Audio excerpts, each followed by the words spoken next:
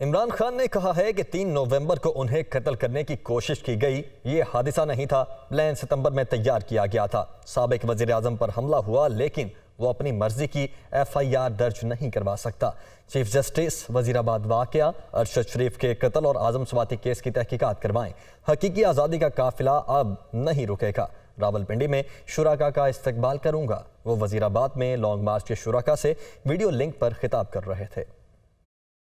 نہیں، یہ جو پلان کر کے مجھے قتل کرنے کی کوشش کی گئی، یہ سپٹمبر میں پلان بنا تھا کہ یہ کس طرح دینی انتہا پسند کے اوپر ڈالیں گے۔ 2 نون لیگ کے جو قاتل ہیں، ماڈل ٹاؤن میں انہوں نے قتل کیے لوگوں کو۔ شہباز شریف نے ایکسٹرا جوڈیشل کلنگ، پولیس مقابلے میں لوگ مارے۔ رانا ثناءاللہ کے اوپر جو 18 قتل ہیں، یہ عابد شریف کے باپ نے کہا ہوا ہے، تو یہ قاتل ہے۔ جس لڑکے نے گولیاں چلائی، اذان نہیں تھی اور یہ اور سارا جو مذاق کیا گیا، وہ بھی کور اپ تھا۔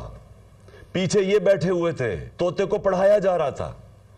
اور اب جب فورینزک ہوا ہے اس کنٹینر کا، تو واضح ہو گیا کہ 2 مختلف قسم کی گولیاں استعمال ہوئی، یعنی 2 شوٹر تھے۔ اب ہماری مارچ رکے گی نہیں، اور زور پکڑے گی۔ سپریم کورٹ کے چیف جسٹس کو آج مخاطب کرنا چاہتا ہوں۔ قوم یہ دیکھ رہی ہے کہ پاکستان کا ex prime minister first information report اپنی درج نہیں کروا سکتا، جو اس کا حق ہے۔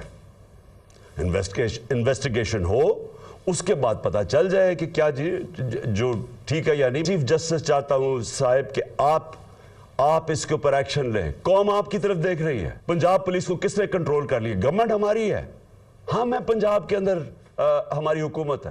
وہ پولیس کہیں اور سے کنٹرول ہو رہی ہے۔ میں انشاءاللہ پنڈی پہنچوں گا، اور جب یہ قافلہ انشاءاللہ پنڈی پہنچے گا، میں ان کو وہاں ریسیو کروں گا، اور میں سارے پاکستان سے اپنے لوگوں کو انوائٹ کروں گا، سب کو کہوں گا آئیں۔